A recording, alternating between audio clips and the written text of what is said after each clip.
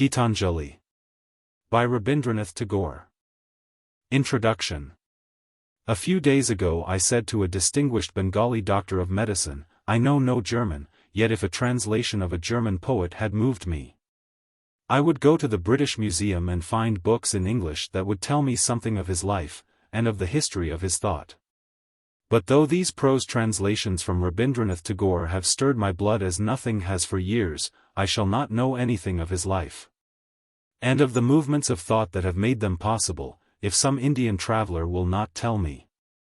It seemed to him natural that I should be moved, for he said, I read Rabindranath every day, to read one line of his is to forget all the troubles of the world. I said, an Englishman living in London in the reign of Richard II, had he been shown translations from Petrarch or from Dante, would have found no books to answer his questions, but would have questioned some Florentine banker or Lombard merchant as I question you.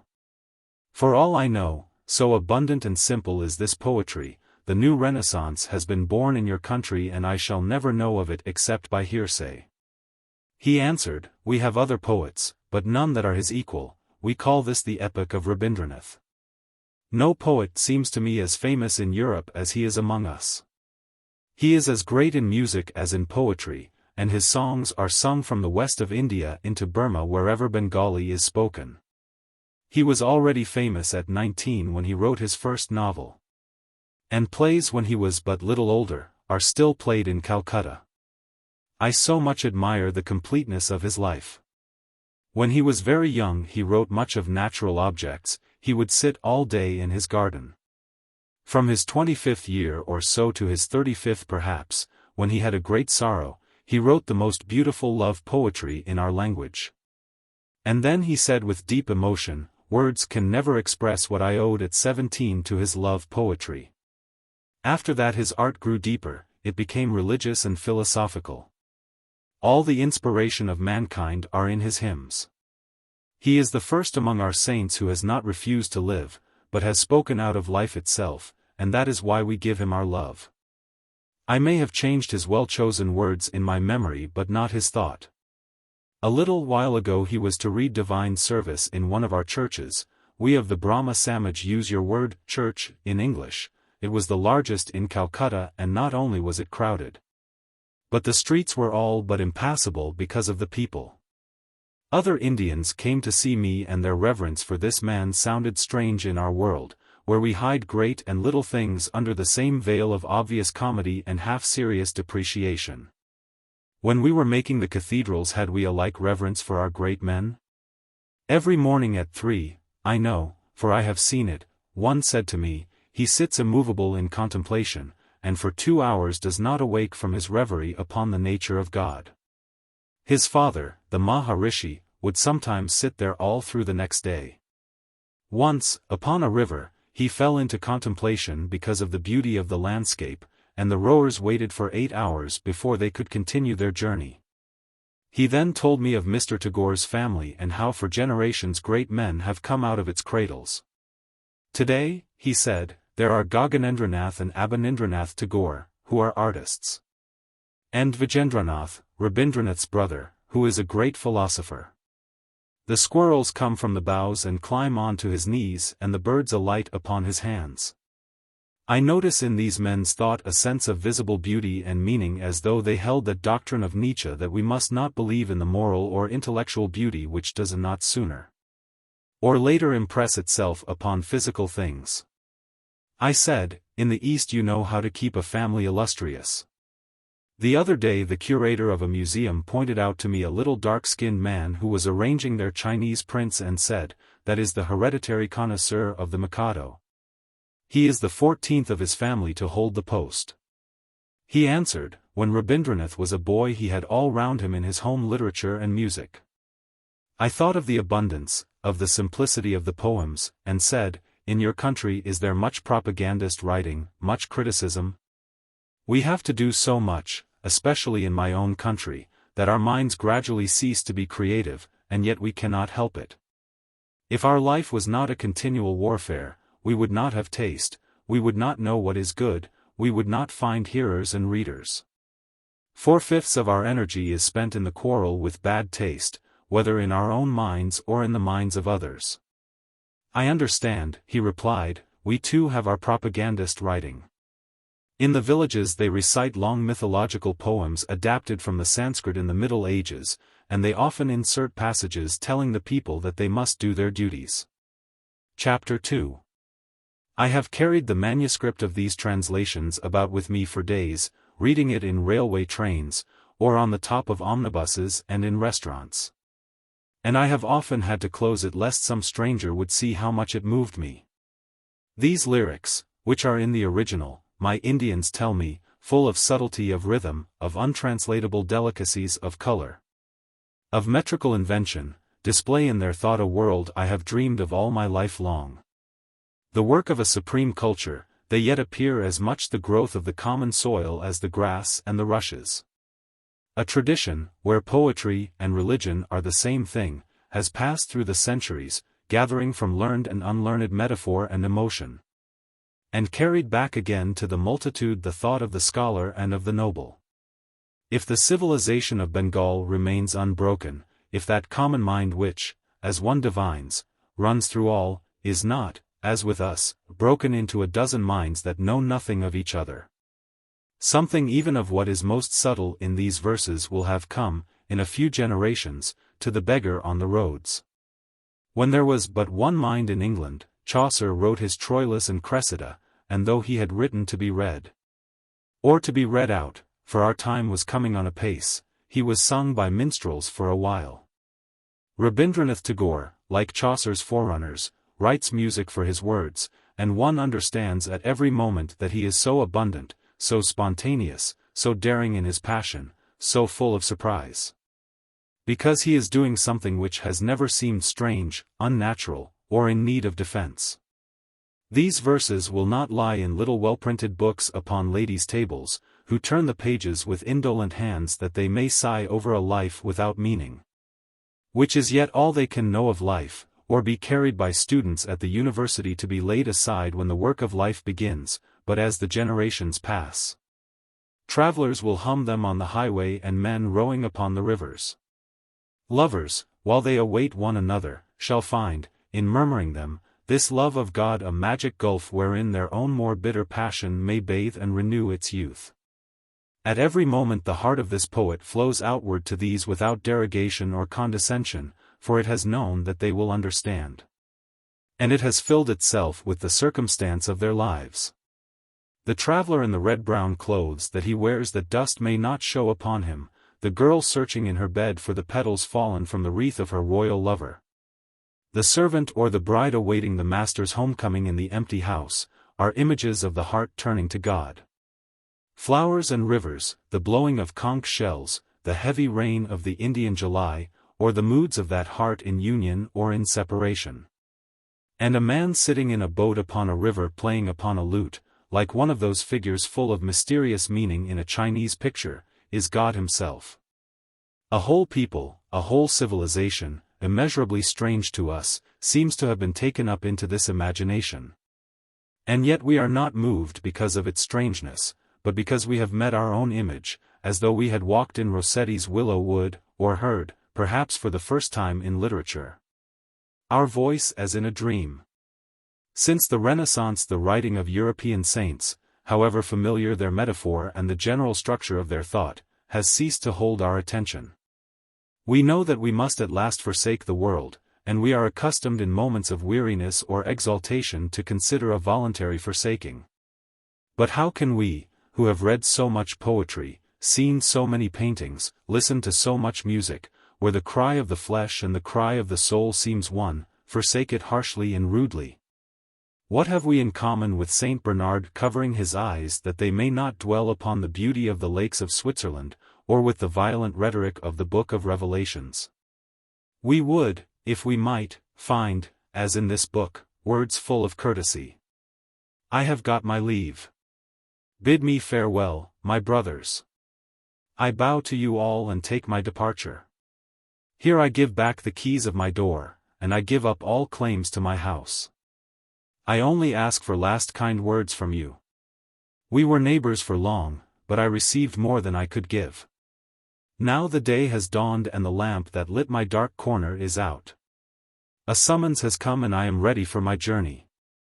And it is our own mood, when it is furthest from Kempis or John of the Cross, that cries, and because I love this life, I know I shall love death as well. Yet it is not only in our thoughts of the parting that this book fathoms all. We had not known that we loved God, hardly it may be that we believed in Him. Yet looking backward upon our life we discover, in our exploration of the pathways of woods, in our delight in the lonely places of hills, in that mysterious claim that we have made unavailingly on the woman that we have loved, the emotion that created this insidious sweetness. Entering my heart unbidden even as one of the common crowd, unknown to me, my king, thou didst press the signet of eternity upon many a fleeting moment. This is no longer the sanctity of the cell and of the scourge. Being but a lifting up, as it were, into a greater intensity of the mood of the painter, painting the dust and the sunlight, and we go for a like voice to St. Francis and to William Blake who have seemed so alien in our violent history. Chapter 3. We write long books where no page perhaps has any quality to make writing a pleasure, being confident in some general design. Just as we fight and make money and fill our heads with politics, all dull things in the doing, while Mr. Tagore, like the Indian civilization itself, has been content to discover the soul and surrender himself to its spontaneity. He often seems to contrast life with that of those who have loved more after our fashion, and have more seeming weight in the world. And always humbly as though he were only sure his way is best for him, men going home glance at me and smile and fill me with shame. I sit like a beggar maid, drawing my skirt over my face, and when they ask me what it is I want, I drop my eyes and answer them not. At another time, remembering how his life had once a different shape, he will say, many an hour I have spent in the strife of the good and the evil. But now it is the pleasure of my playmate of the empty days to draw my heart onto him. And I know not why is this sudden call to what useless inconsequence. An innocence, a simplicity that one does not find elsewhere in literature makes the birds and the leaves seem as near to him as they are near to children. And the changes of the seasons great events as before our thoughts had arisen between them and us. At times I wonder if he has it from the literature of Bengal or from religion, and at other times, remembering the birds alighting on his brother's hands, I find pleasure in thinking it hereditary. A mystery that was growing through the centuries like the courtesy of a Tristan or a Pellinore. Indeed, when he is speaking of children, so much a part of himself this quality seems, one is not certain that he is not also speaking of the saints. They build their houses with sand and they play with empty shells. With withered leaves they weave their boats and smilingly float them on the vast deep. Children have their play on the seashore of worlds. They know not how to swim, they know not how to cast nets. Pearl fishers dive for pearls, merchants sail in their ships, while children gather pebbles and scatter them again. They seek not for hidden treasures, they know not how to cast nets. W. B. Yeats, September 1912. How do you find this book? Any thoughts about the book or the author? Any suggestion for improvement? Please take a moment to share your thoughts in a comment. If you like it, share it with your friends who might enjoy it as well. Subscribe to keep in touch. Visit CompleteAudiobooks.com for more quality content. Gitanjali, Song Offerings. Chapter 1. Thou hast made me endless, such is thy pleasure. This frail vessel thou emptiest again and again, and feedest it ever with fresh life. This little flute of a reed thou hast carried over hills and dales, and hast breathed through it melodies eternally new. At the immortal touch of thy hands my little heart loses its limits in joy and gives birth to utterance ineffable. Thy infinite gifts come to me only on these very small hands of mine. Ages pass, and still thou pourest, and still there is room to fill. Chapter 2. When thou commandest me to sing it seems that my heart would break with pride. And I look to thy face, and tears come to my eyes. All that is harsh and dissonant in my life melts into one sweet harmony, and my adoration spreads wings like a glad bird on its flight across the sea. I know thou takest pleasure in my singing. I know that only as a singer I come before thy presence. I touch by the edge of the far-spreading wing of my song thy feet which I could never aspire to reach. Drunk with the joy of singing I forget myself and call thee friend who art my Lord. Chapter 3. I know not how thou singest, my master. I ever listen in silent amazement. The light of thy music illumines the world. The life-breath of thy music runs from sky to sky. The holy stream of thy music breaks through all stony obstacles and rushes on. My heart longs to join in thy song, but vainly struggles for a voice. I would speak, but speech breaks not into song, and I cry out baffled. Ah, thou hast made my heart captive in the endless meshes of thy music, my master. Chapter 4. Life of my life, I shall ever try to keep my body pure, knowing that thy living touch is upon all my limbs. I shall ever try to keep all untruths out from my thoughts, knowing that thou art that truth which has kindled the light of reason in my mind. I shall ever try to drive all evils away from my heart and keep my love in flower, knowing that thou hast thy seat in the inmost shrine of my heart. And it shall be my endeavor to reveal thee in my actions, knowing it is thy power gives me strength to act. Chapter 5. I ask for a moment's indulgence to sit by thy side. The works that I have in hand I will finish afterwards. Away from the sight of thy face my heart knows no rest nor respite, and my work becomes an endless toil in a shoreless sea of toil. Today the summer has come at my window with its sighs and murmurs, and the bees are plying their minstrelsy at the court of the flowering grove. Now it is time to sit quiet, face to face with thee, and to sing dedication of life in this silent and overflowing leisure. Chapter 6. Pluck this little flower and take it, delay not. I fear lest it droop and drop into the dust. I may not find a place in thy garland, but honor it with a touch of pain from thy hand and pluck it. I fear lest the day end before I am aware, and the time of offering go by. Though its color be not deep and its smell be faint, use this flower in thy service and pluck it while there is time. Chapter 7. My song has put off her adornments. She has no pride of dress and decoration. Ornaments would mar our union, they would come between thee and me. Their jingling would drown thy whispers. My poet's vanity dies in shame before thy sight. O master poet, I have sat down at thy feet. Only let me make my life simple and straight, like a flute of reed for thee to fill with music. Chapter 8.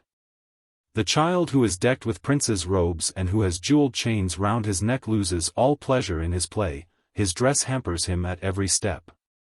In fear that it may be frayed, or stained with dust he keeps himself from the world, and is afraid even to move. Mother, it is no gain, thy bondage of finery, if it keep one shut off from the healthful dust of the earth, if it rob one of the right of entrance to the great fair of common human life. Chapter 9. O fool, try to carry thyself upon thy own shoulders. O beggar, to come beg at thy own door. Leave all thy burdens on his hands who can bear all, and never look behind in regret. Thy desire at once puts out the light from the lamp it touches with its breath. It is unholy, take not thy gifts through its unclean hands. Accept only what is offered by sacred love. Chapter 10. Here is thy footstool and there rest thy feet where live the poorest, and lowliest, and lost. When I try to bow to thee, my obeisance cannot reach down to the depth where thy feet rest among the poorest, and lowliest, and lost. Pride can never approach to where thou walkest in the clothes of the humble among the poorest, and lowliest, and lost. My heart can never find its way to where thou keepest company with the companionless among the poorest, the lowliest, and the lost. Chapter 11. Leave this chanting and singing and telling of beads. Whom dost thou worship in this lonely dark corner of a temple with doors all shut? Open thine eyes and see thy God is not before thee. He is there where the tiller is tilling the hard ground and where the pathmaker is breaking stones. He is with them in sun and in shower, and his garment is covered with dust. Put off thy holy mantle and even like him come down on the dusty soil. Deliverance? Where is this deliverance to be found? Our Master himself has joyfully taken upon him the bonds of creation. He is bound with us all forever. Come out of thy meditations and leave aside thy flowers and incense. What harm is there if thy clothes become tattered and stained? Meet him and stand by him in toil and in sweat of thy brow. Chapter 12. The time that my journey takes is long and the way of it long. I came out on the chariot of the first gleam of light, and pursued my voyage through the wildernesses of worlds, leaving my track on many a star and planet. It is the most distant course that comes nearest to thyself, and that training is the most intricate which leads to the utter simplicity of a tune. The traveler has to knock at every alien door to come to his own, and one has to wander through all the outer worlds to reach the innermost shrine at the end. My eyes strayed far and wide before I shut them and said, Here art thou. The question and the cry, oh, where? Melt into tears of 1,000 streams and deluge the world with the flood of the assurance, I am. Chapter 13. The song that I came to sing remains unsung to this day. I have spent my days in stringing and in unstringing my instrument. The time has not come true, the words have not been rightly set, only there is the agony of wishing in my heart. The blossom has not opened, only the wind is sighing by. I have not seen his face, nor have I listened to his voice, only I have heard his gentle footsteps from the road before my house. The livelong day has passed in spreading his seat on the floor, but the lamp has not been lit and I cannot ask him into my house. I live in the hope of meeting with him. But this meeting is not yet. Chapter 14. My desires are many and my cry is pitiful, but ever didst thou save me by hard refusals. And this strong mercy has been wrought into my life through and through. Day by day thou art making me worthy of the simple, great gifts that thou gavest to me unasked, this sky and the light, this body and the life and the mind, saving me from perils of overmuch desire. There are times when I languidly linger and times when I awaken and hurry in search of my goal, but cruelly thou hidest thyself from before me. Day by day thou art making me worthy of thy full acceptance by refusing me ever and anon, saving me from perils of weak, uncertain desire. Chapter 15. I am here to sing thee songs. In this hall of thine I have a corner seat. In thy world I have no work to do, my useless life can only break out in tunes without a purpose. When the hour strikes for thy silent worship at the dark temple of midnight, command me, my master, to stand before thee to sing. When in the morning air the golden harp is tuned, honor me, commanding my presence. Chapter 16. I have had my invitation to this world's festival, and thus my life has been blessed. My eyes have seen and my ears have heard. It was my part at this feast to play upon my instrument, and I have done all I could. Now, I ask, has the time come at last when I may go in and see thy face and offer thee my silent salutation? Chapter 17. I am only waiting for love to give myself up at last into his hands. That is why it is so late and why I have been guilty of such omissions. They come with their laws and their codes to bind me fast. But I evade them ever, for I am only waiting for love to give myself up at last into his hands. People blame me and call me heedless, I doubt not they are right in their blame. The market day is over and work is all done for the busy. Those who came to call me in vain have gone back in anger. I am only waiting for love to give myself up at last into his hands. Chapter 18. Clouds heap upon clouds and it darkens. Ah, love, why dost thou let me wait outside at the door all alone? In the busy moments of the noontide work I am with the crowd, but on this dark lonely day it is only for thee that I hope.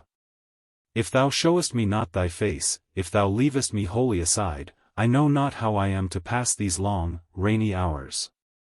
I keep gazing on the faraway gloom of the sky, and my heart wanders wailing with the restless wind.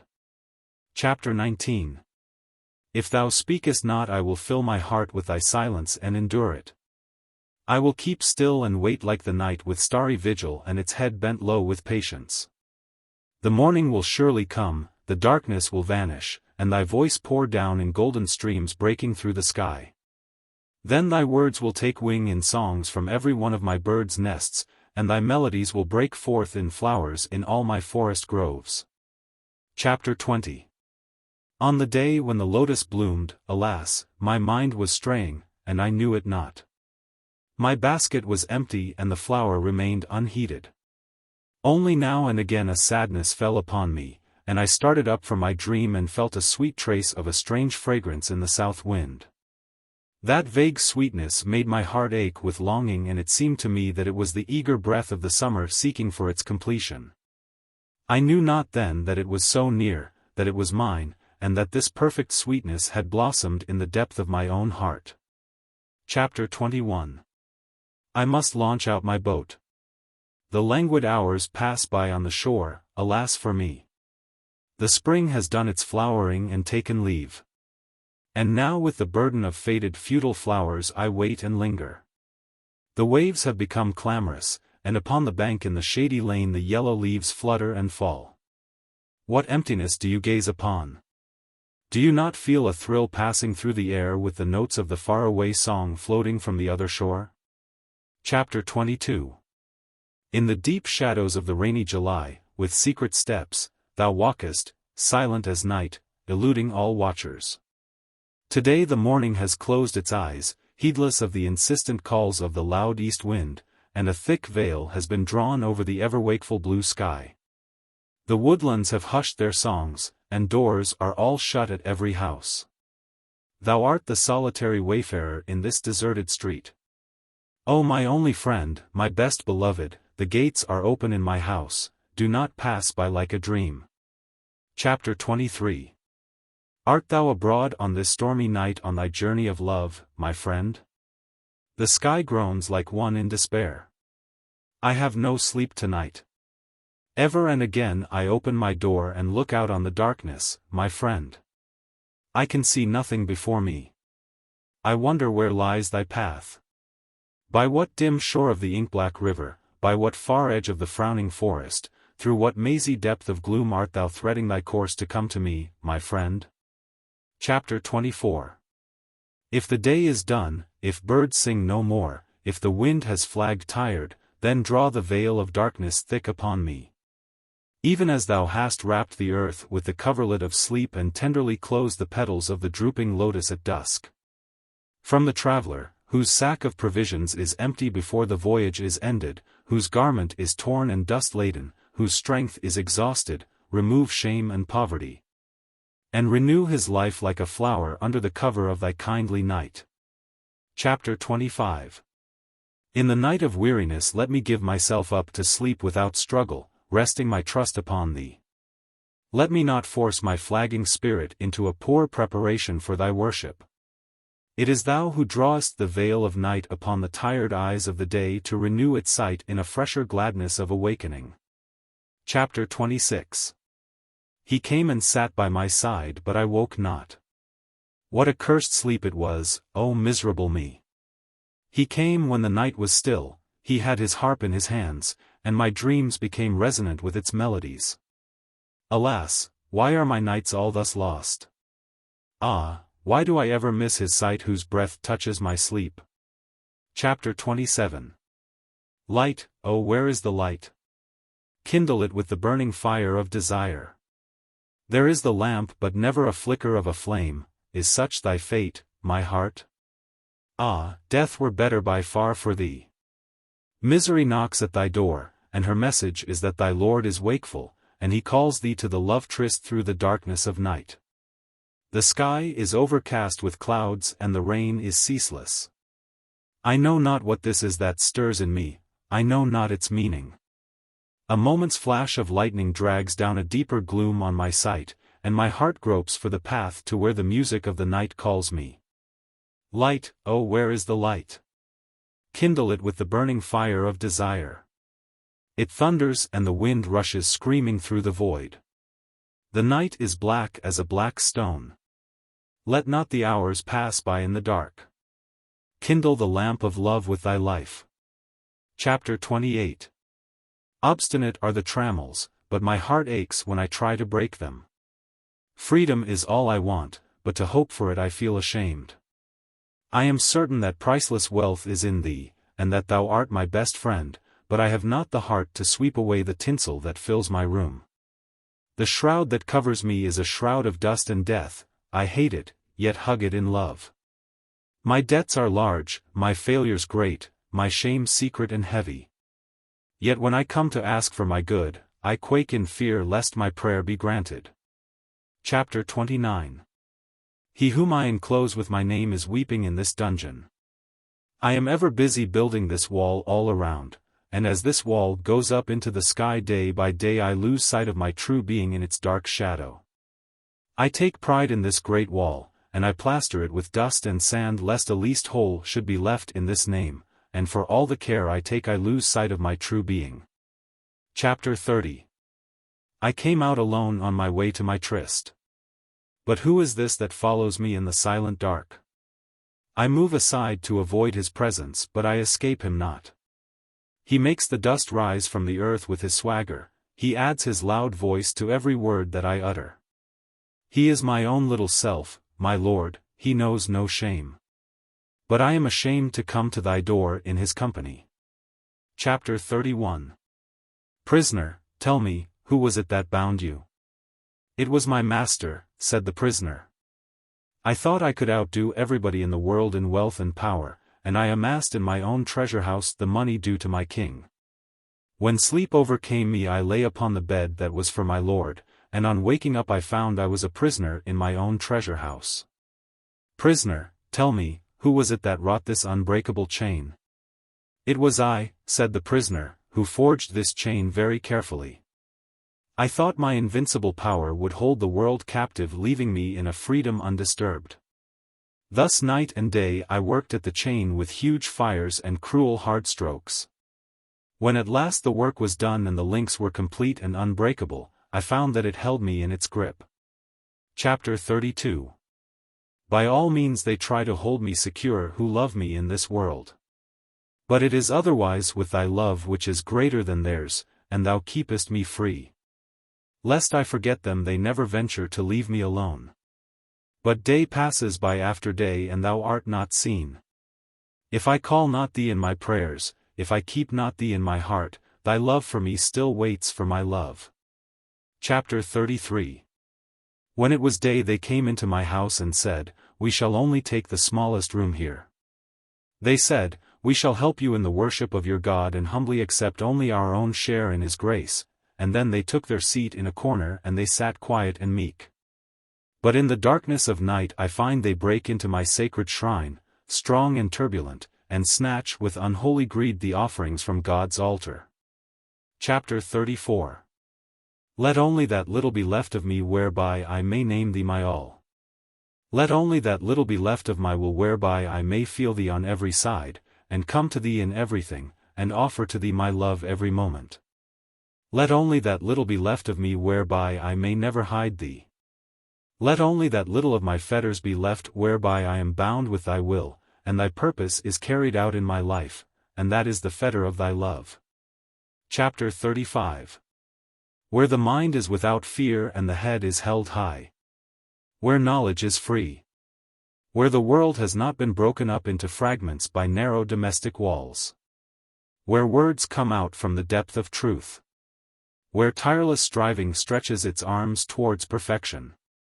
Where the clear stream of reason has not lost its way into the dreary desert sand of dead habit. Where the mind is led forward by thee into ever-widening thought and action. Into that heaven of freedom, my Father, let my country awake. Chapter 36. This is my prayer to thee, my Lord, strike, strike at the root of penury in my heart. Give me the strength lightly to bear my joys and sorrows. Give me the strength to make my love fruitful in service. Give me the strength never to disown the poor or bend my knees before insolent might. Give me the strength to raise my mind high above daily trifles. And give me the strength to surrender my strength to thy will with love. Chapter 37. I thought that my voyage had come to its end at the last limit of my power, that the path before me was closed. that provisions were exhausted and the time come to take shelter in a silent obscurity. But I find that thy will knows no end in me. And when old words die out on the tongue, new melodies break forth from the heart. And where the old tracks are lost, new country is revealed with its wonders. Chapter 38. That I want thee, only thee, let my heart repeat without end. All desires that distract me, day and night, are false and empty to the core. As the night keeps hidden in its gloom the petition for light, even thus in the depth of my unconsciousness rings the cry, I want thee, only thee. As the storm still seeks its end in peace when it strikes against peace with all its might, even thus my rebellion strikes against thy love and still its cry is, I want thee, only thee. Chapter 39. When the heart is hard and parched up, come upon me with a shower of mercy. When grace is lost from life, come with a burst of song. When tumultuous work raises its din on all sides shutting me out from beyond, come to me, my Lord of silence, with thy peace and rest. When my beggarly heart sits crouched, shut up in a corner, break open the door, my King, and come with the ceremony of a king. When desire blinds the mind with delusion and dust, O thou Holy One, thou wakeful, come with thy light and thy thunder. Chapter 40. The rain has held back for days and days, my God, in my arid heart. The horizon is fiercely naked, not the thinnest cover of a soft cloud, not the vaguest hint of a distant cool shower. Send thy angry storm, dark with death, if it is thy wish, and with lashes of lightning startle the sky from end to end. But call back, my Lord, call back this pervading silent heat, still and keen and cruel, burning the heart with dire despair. Let the cloud of grace bend low from above like the tearful look of the mother on the day of the Father's wrath. Chapter 41. Where dost thou stand behind them all, my lover, hiding thyself in the shadows? They push thee and pass thee by on the dusty road, taking thee for naught. I wait here weary hours spreading my offerings for thee, while passers-by come and take my flowers, one by one, and my basket is nearly empty. The morning time is past, and the noon. In the shade of evening my eyes are drowsy with sleep. Men going home glance at me and smile and fill me with shame. I sit like a beggar maid, drawing my skirt over my face, and when they ask me, what it is I want, I drop my eyes and answer them not. Oh, how, indeed, could I tell them that for thee I wait, and that thou hast promised to come? How could I utter for shame that I keep for my dowry this poverty? Ah, I hug this pride in the secret of my heart. I sit on the grass and gaze upon the sky and dream of the sudden splendor of thy coming, all the lights ablaze, golden pennons flying over thy car, and they at the roadside standing agape. When they see thee come down from thy seat to raise me from the dust, and set at thy side this ragged beggar girl a tremble with shame and pride, like a creeper in a summer breeze. But time glides on and still no sound of the wheels of thy chariot. Many a procession passes by with noise and shouts and glamour of glory. Is it only thou who wouldst stand in the shadow silent and behind them all? And only I who would wait and weep and wear out my heart in vain longing? Chapter 42. Early in the day it was whispered that we should sail in a boat, only thou and I, and never a soul in the world would know of this our pilgrimage to no country and to no end. In that shoreless ocean, at thy silently listening smile my songs would swell in melodies, free as waves, free from all bondage of words. Is the time not come yet? Are there works still to do? Lo, the evening has come down upon the shore and in the fading light the seabirds come flying to their nests. Who knows when the chains will be off, and the boat, like the last glimmer of sunset, vanish into the night. Chapter 43. The day was when I did not keep myself in readiness for thee. And entering my heart unbidden even as one of the common crowd, unknown to me, my King, thou didst press the signet of eternity upon many a fleeting moment of my life. And today when by chance I light upon them and see thy signature, I find they have lain scattered in the dust mixed with the memory of joys and sorrows of my trivial days forgotten. Thou didst not turn in contempt from my childish play among dust, and the steps that I heard in my playroom are the same that are echoing from star to star. Chapter 44. This is my delight, thus to wait and watch at the wayside where shadow chases light and the rain comes in the wake of the summer. Messengers, with tidings from unknown skies, greet me in speed along the road. My heart is glad within, and the breath of the passing breeze is sweet. From dawn till dusk I sit here before my door, and I know that of a sudden the happy moment will arrive when I shall see. In the meanwhile I smile and I sing all alone. In the meanwhile the air is filling with the perfume of promise. Chapter 45. Have you not heard his silent steps? He comes, comes, ever comes. Every moment and every age, every day and every night he comes, comes, ever comes. Many a song have I sung in many a mood of mind, but all their notes have always proclaimed, he comes, comes, ever comes. In the fragrant days of sunny April through the forest path he comes, comes, ever comes. In the rainy gloom of July nights on the thundering chariot of clouds he comes, comes, ever comes. In sorrow after sorrow it is his steps that press upon my heart, and it is the golden touch of his feet that makes my joy to shine. Chapter 46. I know not from what distant time thou art ever coming nearer to meet me. Thy sun and stars can never keep thee hidden from me, for I. In many a morning and eve thy footsteps have been heard, and thy messenger has come within my heart and called me in secret. I know not why today my life is all astir, and a feeling of tremulous joy is passing through my heart. It is as if the time were come to wind up my work, and I feel in the air a faint smell of thy sweet presence. Chapter 47. The night is nearly spent waiting for him in vain. I fear lest in the morning he suddenly come to my door when I have fallen asleep wearied out. O friends, leave the way open to him, forbid him not. If the sound of his steps does not wake me, do not try to rouse me, I pray. I wish not to be called from my sleep by the clamorous choir of birds, by the riot of wind at the festival of morning light. Let me sleep undisturbed even if my Lord comes of a sudden to my door. Ah, my sleep, precious sleep, which only waits for his touch to vanish. Ah, my closed eyes that would open their lids only to the light of his smile when he stands before me like a dream emerging from darkness of sleep. Let him appear before my sight as the first of all lights and all forms. The first thrill of joy to my awakened soul, let it come from his glance. And let my return to myself be immediate return to him. Chapter 48. The morning sea of silence broke into ripples of bird songs, and the flowers were all merry by the roadside. And the wealth of gold was scattered through the rift of the clouds while we busily went on our way and paid no heed. We sang no glad songs nor played, we went not to the village for barter. We spoke not a word nor smiled, we lingered not on the way. We quickened our pace more and more as the time sped by. The sun rose to the mid-sky and doves cooed in the shade. Withered leaves danced and whirled in the hot air of noon. The shepherd boy drowsed and dreamed in the shadow of the banyan tree, and I laid myself down by the water and stretched my tired limbs on the grass. My companions laughed at me in scorn.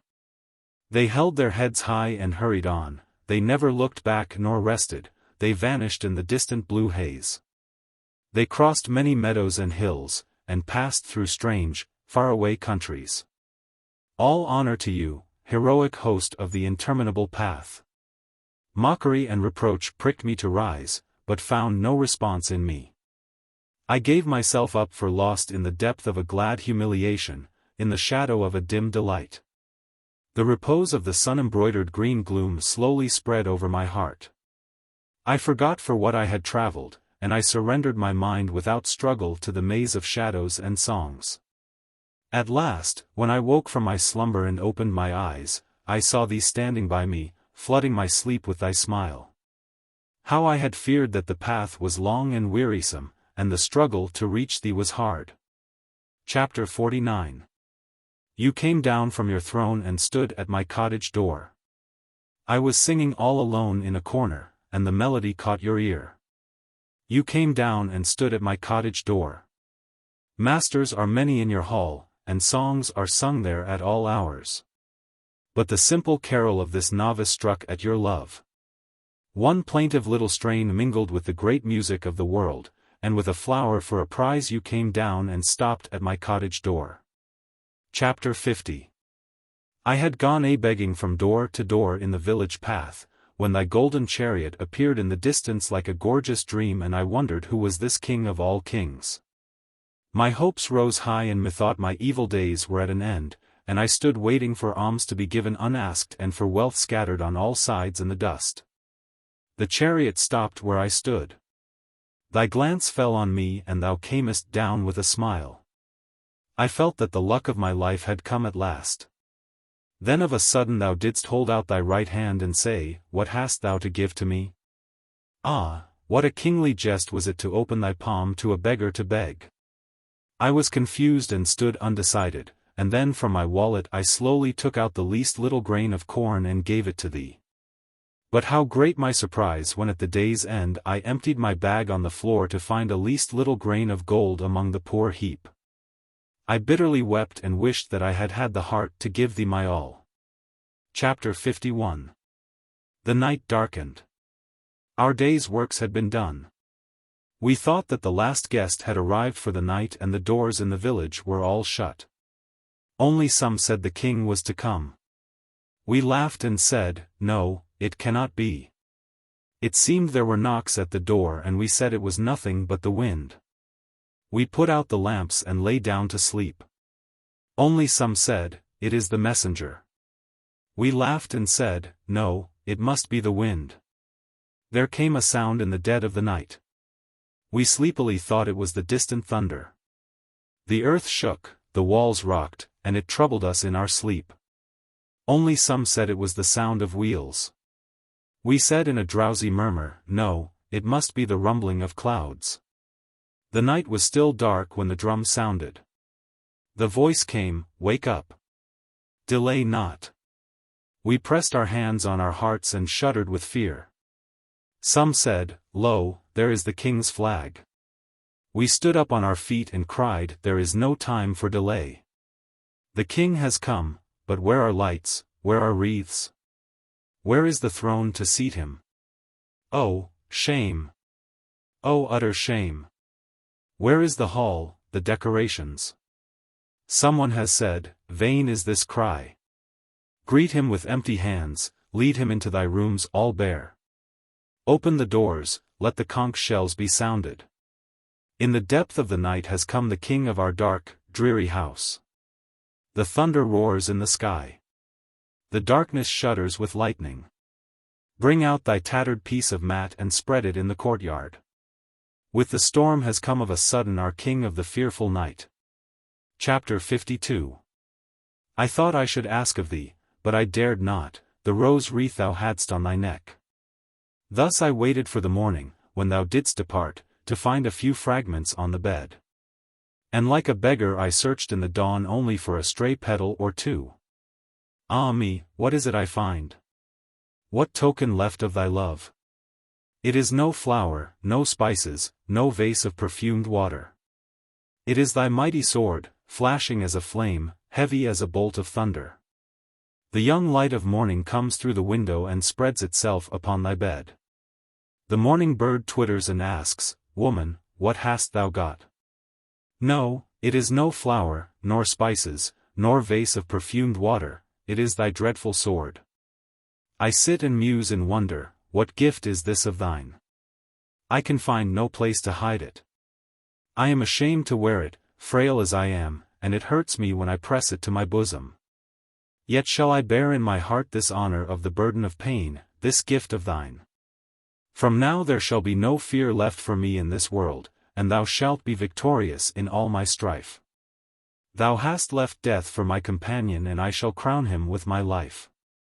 Thy sword is with me to cut asunder my bonds, and there shall be no fear left for me in the world.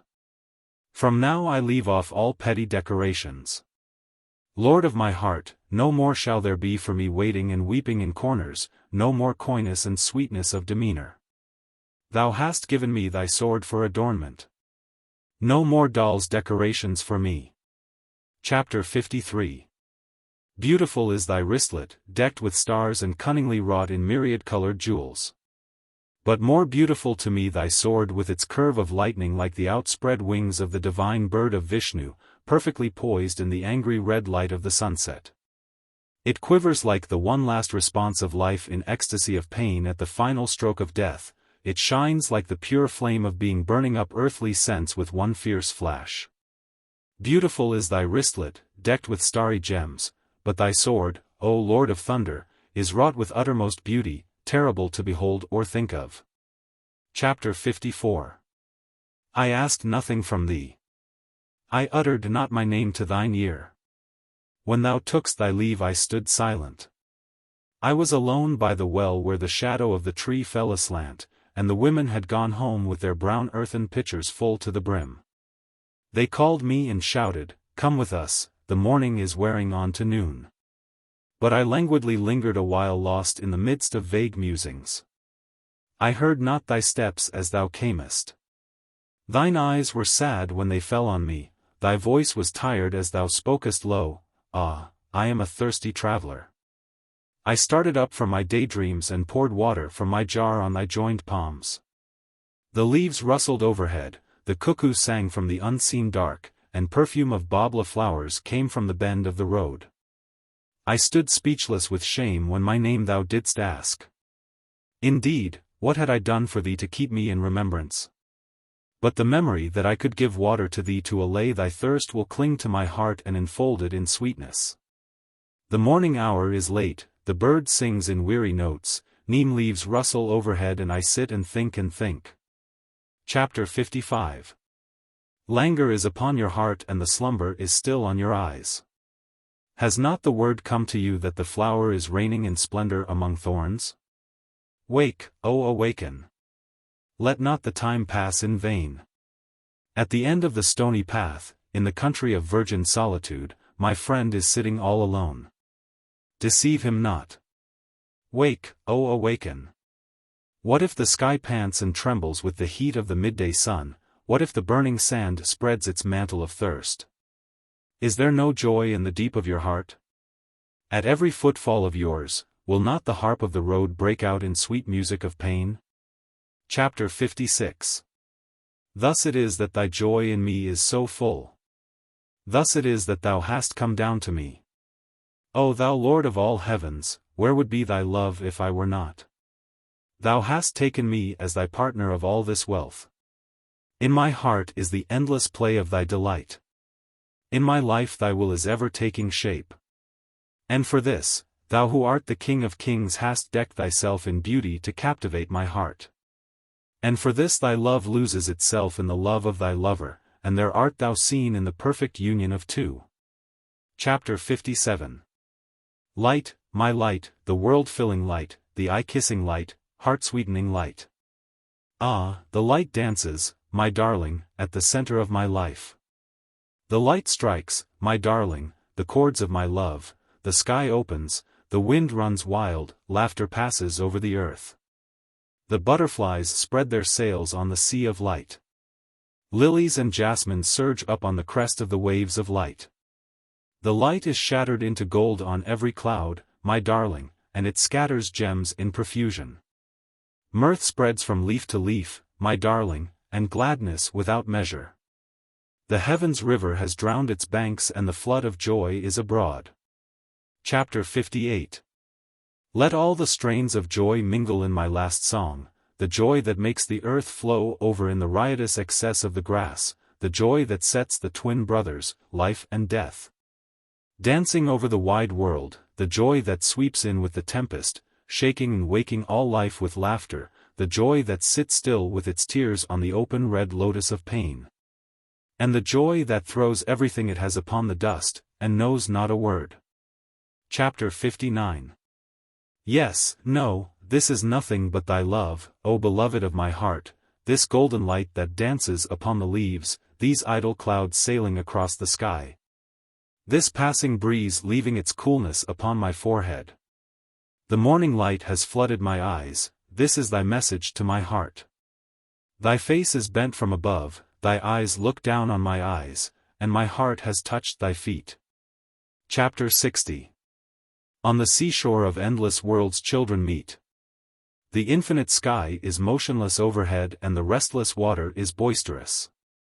On the seashore of endless worlds the children meet with shouts and dances. They build their houses with sand and they play with empty shells. With withered leaves they weave their boats and smilingly float them on the vast deep. Children have their play on the seashore of worlds. They know not how to swim, they know not how to cast nets. Pearl fishers dive for pearls, merchants sail in their ships, while children gather pebbles and scatter them again. They seek not for hidden treasures, they know not how to cast nets. The sea surges up with laughter and pale gleams the smile of the sea beach. Death-dealing waves sing meaningless ballads to the children, even like a mother while rocking her baby's cradle. The sea plays with children, and pale gleams the smile of the sea beach. On the seashore of endless worlds children meet. Tempest roams in the pathless sky, ships get wrecked in the trackless water, death is abroad and children play. On the seashore of endless worlds is the great meeting of children. Chapter 61. The sleep that flits on baby's eyes, does anybody know from where it comes? Yes, there is a rumor that it has its dwelling there, in the fairy village among shadows of the forest dimly lit with glowworms, there hang two timid buds of enchantment. From there it comes to kiss baby's eyes. The smile that flickers on baby's lips when he sleeps, does anybody know where it was born? Yes, there is a rumor that a young pale beam of a crescent moon touched the edge of a vanishing autumn cloud. And there the smile was first born in the dream of a dew-washed morning, the smile that flickers on baby's lips when he sleeps. The sweet, soft freshness that blooms on baby's limbs, does anybody know where it was hidden so long? Yes, when the mother was a young girl it lay pervading her heart in tender and silent mystery of love, the sweet, soft freshness that has bloomed on baby's limbs. Chapter 62. When I bring to you colored toys, my child, I understand why there is such a play of colors on clouds, on water, and why flowers are painted in tints, when I give colored toys to you, my child. When I sing to make you dance I truly know why there is music in leaves, and why waves send their chorus of voices to the heart of the listening earth, when I sing to make you dance. When I bring sweet things to your greedy hands I know why there is honey in the cup of the flowers and why fruits are secretly filled with sweet juice, when I bring sweet things to your greedy hands. When I kiss your face to make you smile, my darling, I surely understand what pleasure streams from the sky in morning light. And what delight that is which the summer breeze brings to my body, when I kiss you to make you smile.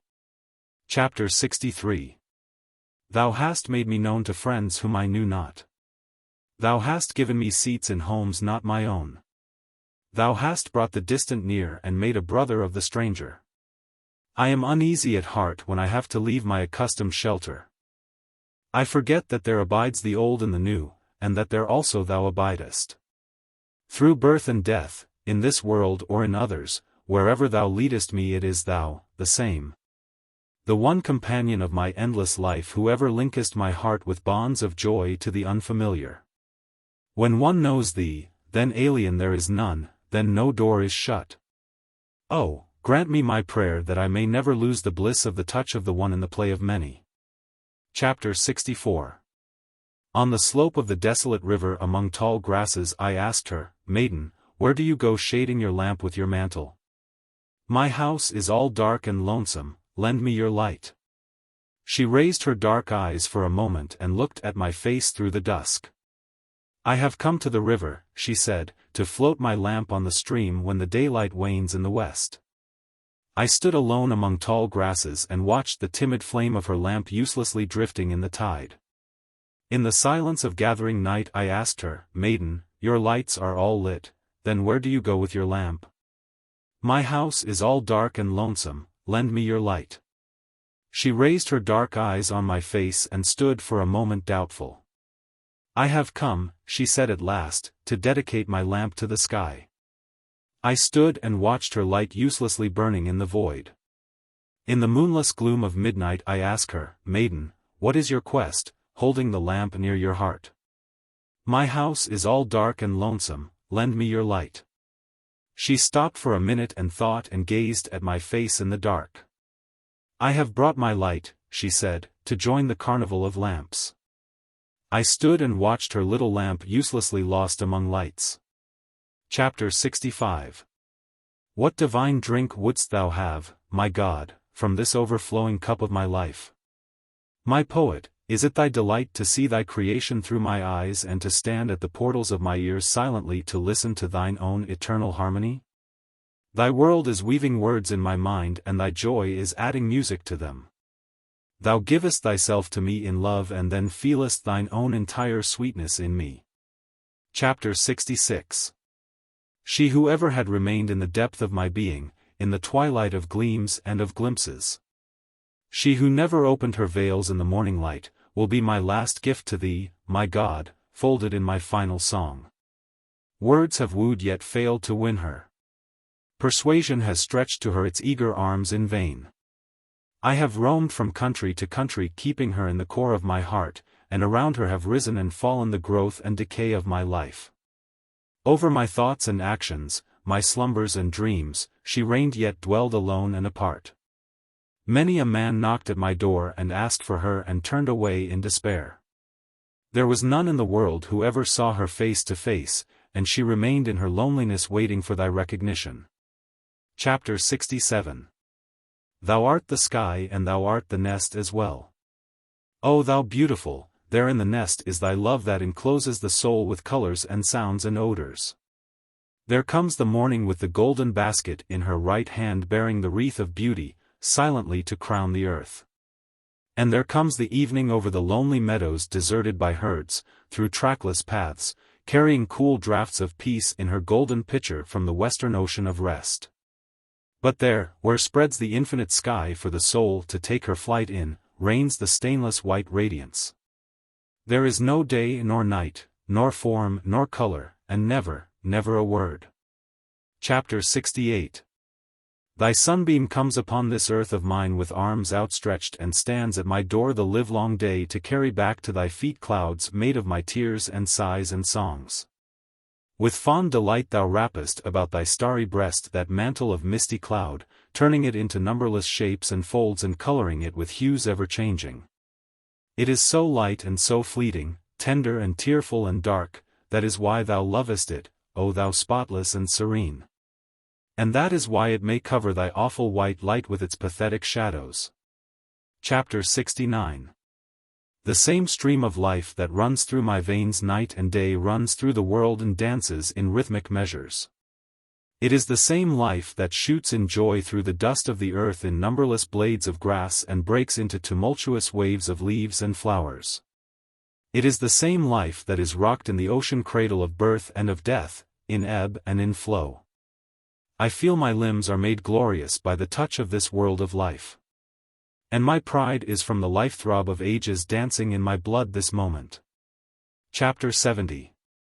Is it beyond thee to be glad with the gladness of this rhythm? To be tossed and lost and broken in the whirl of this fearful joy? All things rush on, they stop not, they look not behind, no power can hold them back, they rush on.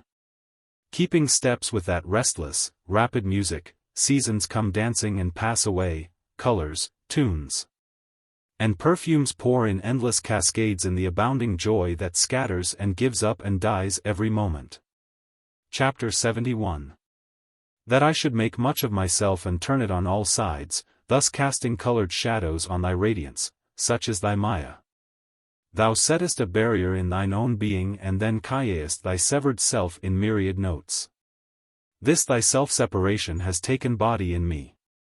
The poignant song is echoed through all the sky in many-colored tears and smiles, alarms and hopes, waves rise up and sink again, dreams break and form. In me is thy own defeat of self. This screen that thou hast raised is painted with innumerable figures with the brush of the night and the day.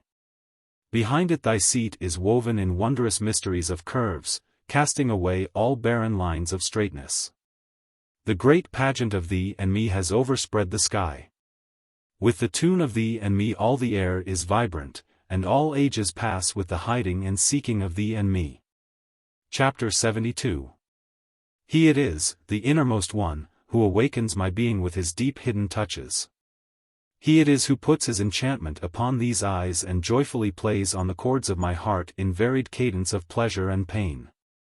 He it is who weaves the web of this Maya in evanescent hues of gold and silver, blue and green, and lets peep out through the folds his feet, at whose touch I forget myself. Days come and ages pass, and it is ever he who moves my heart in many a name, in many a guise, in many a rapture of joy and of sorrow. Chapter 73. Deliverance is not for me in renunciation. I feel the embrace of freedom in 1,000 bonds of delight.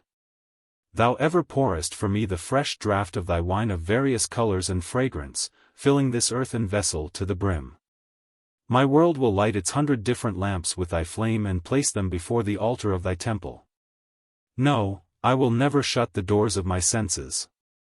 The delights of sight and hearing and touch will bear thy delight. Yes, all my illusions will burn into illumination of joy, and all my desires ripen into fruits of love. Chapter 74. The day is no more, the shadow is upon the earth.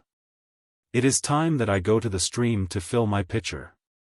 The evening air is eager with the sad music of the water. Ah, it calls me out into the dusk. In the lonely lane there is no passer-by, the wind is up, the ripples are rampant in the river. I know not if I shall come back home. I know not whom I shall chance to meet. There at the fording in the little boat the unknown man plays upon his lute. Chapter 75. Thy gifts to us mortals fulfill all our needs and yet run back to thee undiminished. The river has its everyday work to do and hastens through fields and hamlets, yet its incessant stream winds towards the washing of thy feet. The flower sweetens the air with its perfume. Yet its last service is to offer itself to thee. Thy worship does not impoverish the world.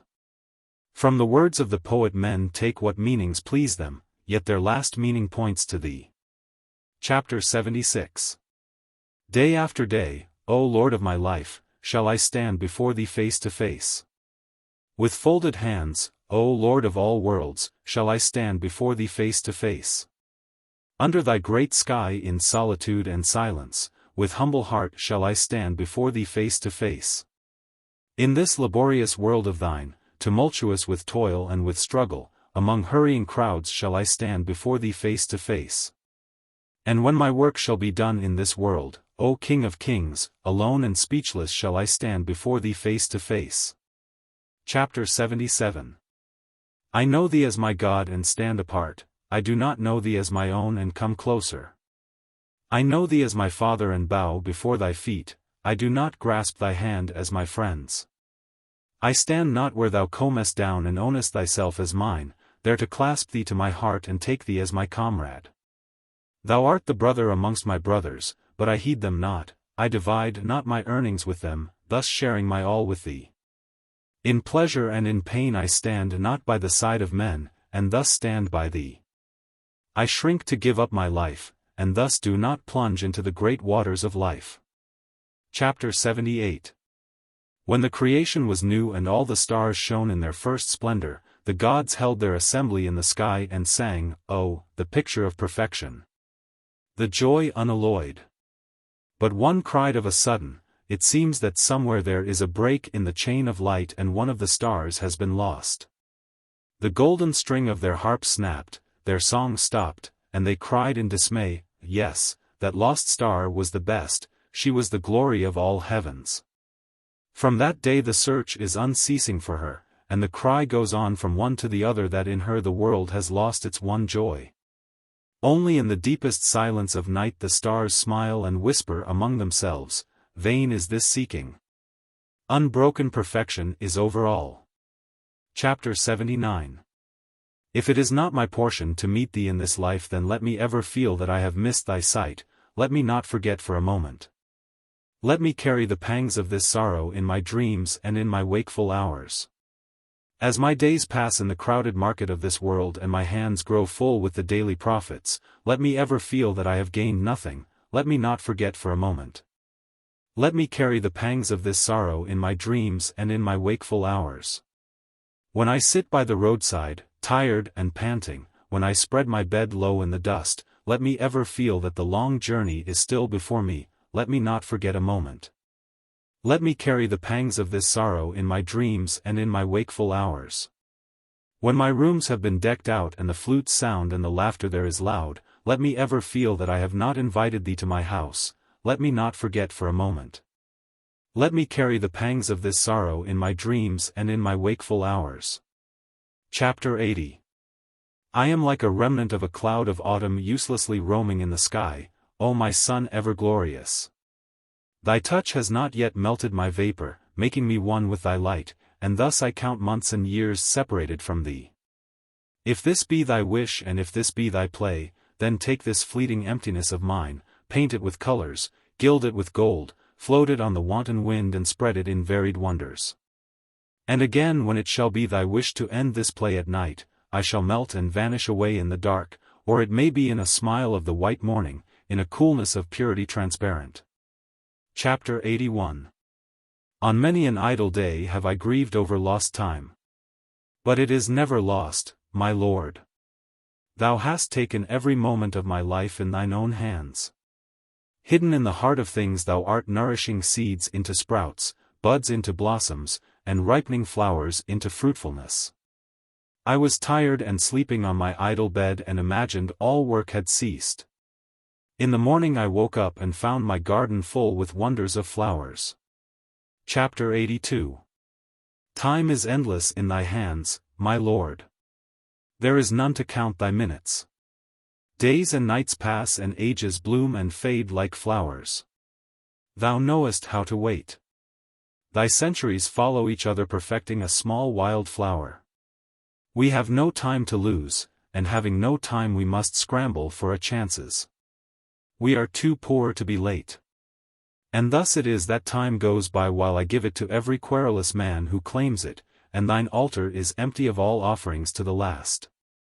At the end of the day I hasten in fear lest thy gate be shut, but I find that yet there is time. Chapter 83. Mother, I shall weave a chain of pearls for thy neck with my tears of sorrow. The stars have wrought their anklets of light to deck thy feet, but mine will hang upon thy breast. Wealth and fame come from thee and it is for thee to give or to withhold them.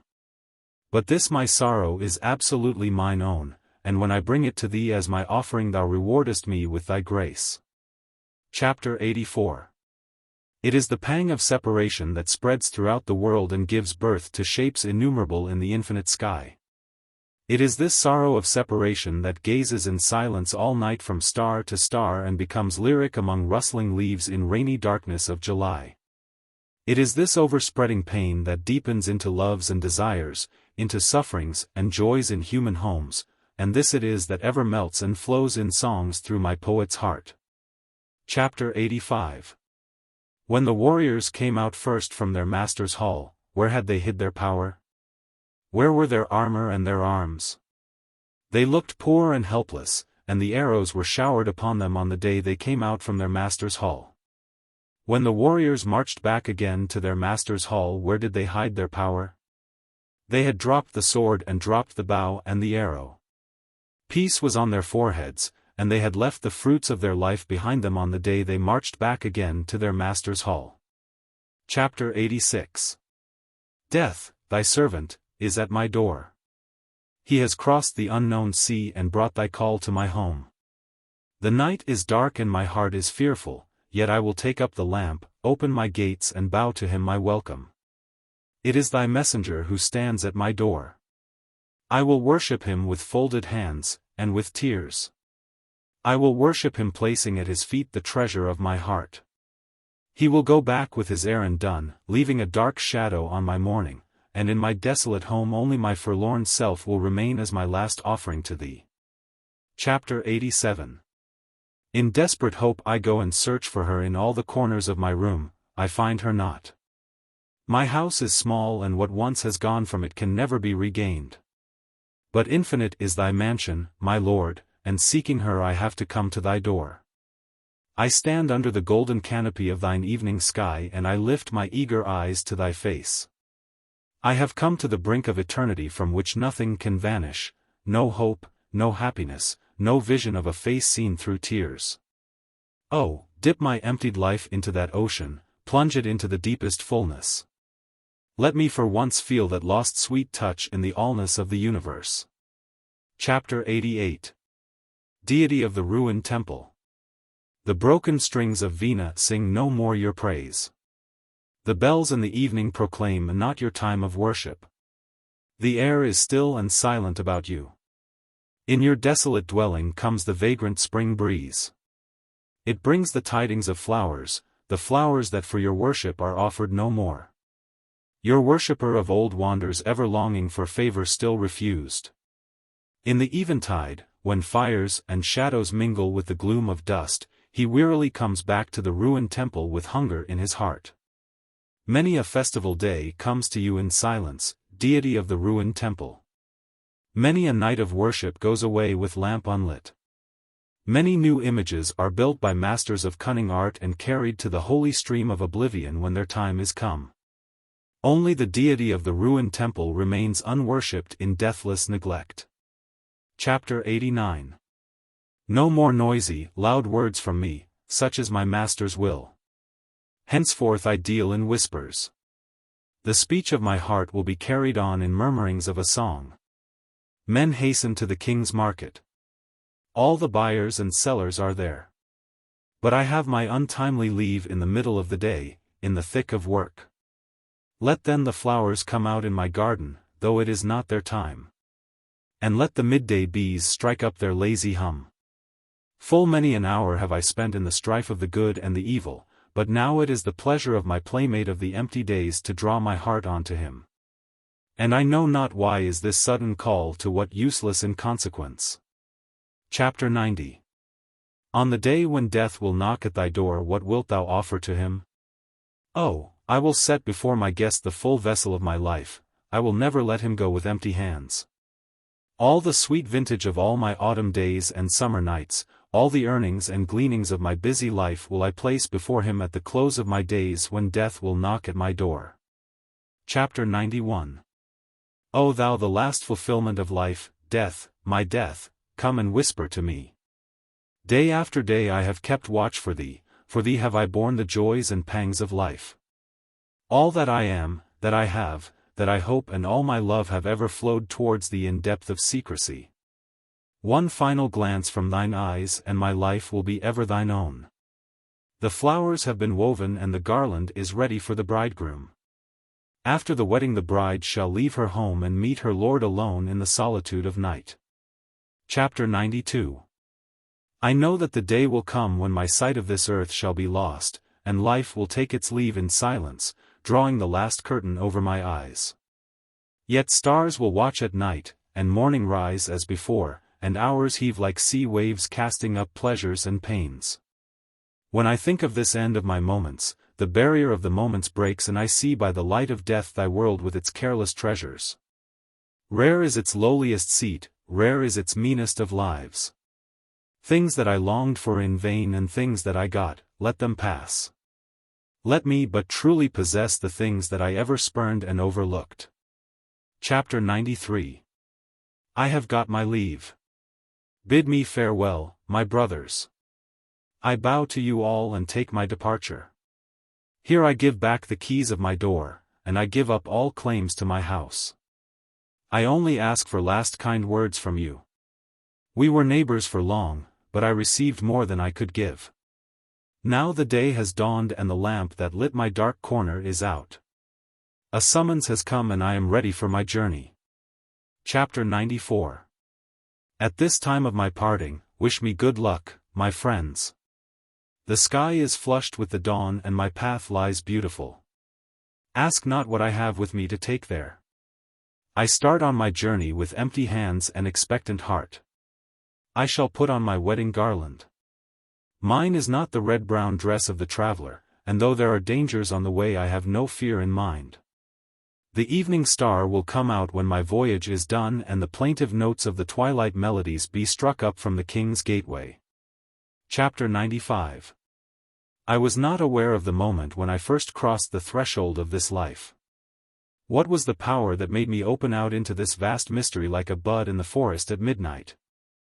When in the morning I looked upon the light, I felt in a moment that I was no stranger in this world, that the inscrutable without name and form had taken me in its arms in the form of my own mother. Even so, in death the same unknown will appear as ever known to me. And because I love this life, I know I shall love death as well. The child cries out when from the right breast the mother takes it away, in the very next moment to find in the left one its consolation. Chapter 96. When I go from hence, let this be my parting word, that what I have seen is unsurpassable.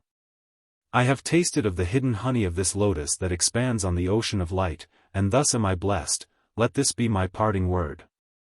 In this playhouse of infinite forms I have had my play, and here have I caught sight of him that is formless. My whole body and my limbs have thrilled with his touch who is beyond touch. And if the end comes here, let it come, let this be my parting word. Chapter 97.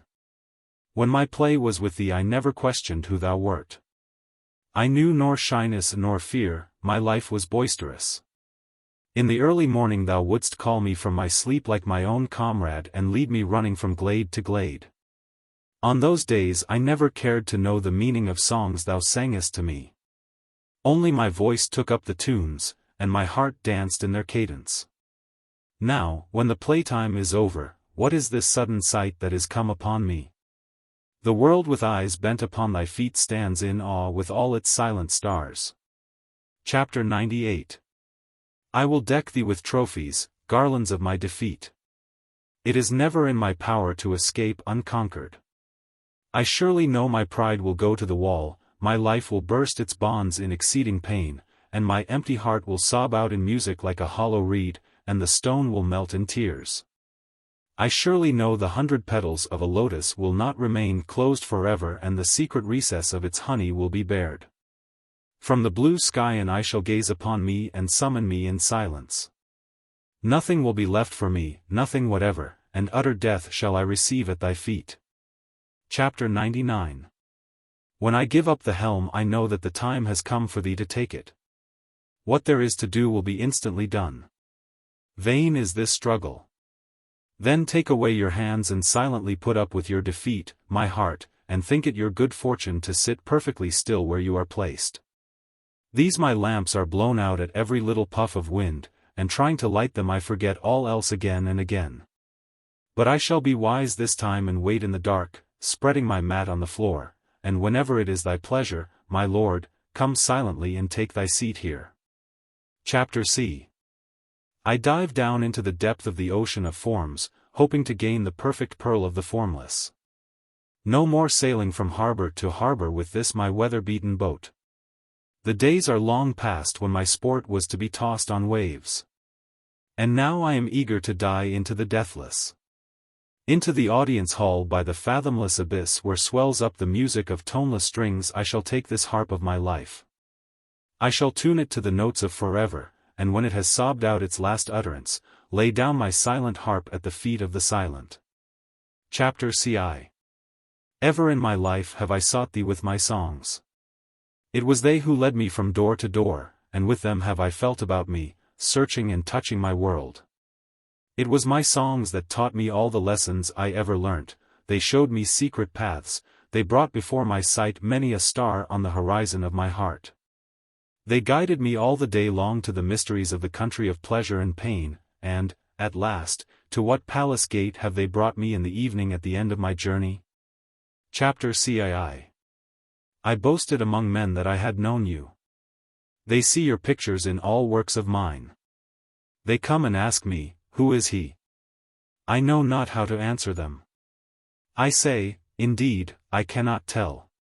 They blame me and they go away in scorn. And you sit there smiling. I put my tales of you into lasting songs.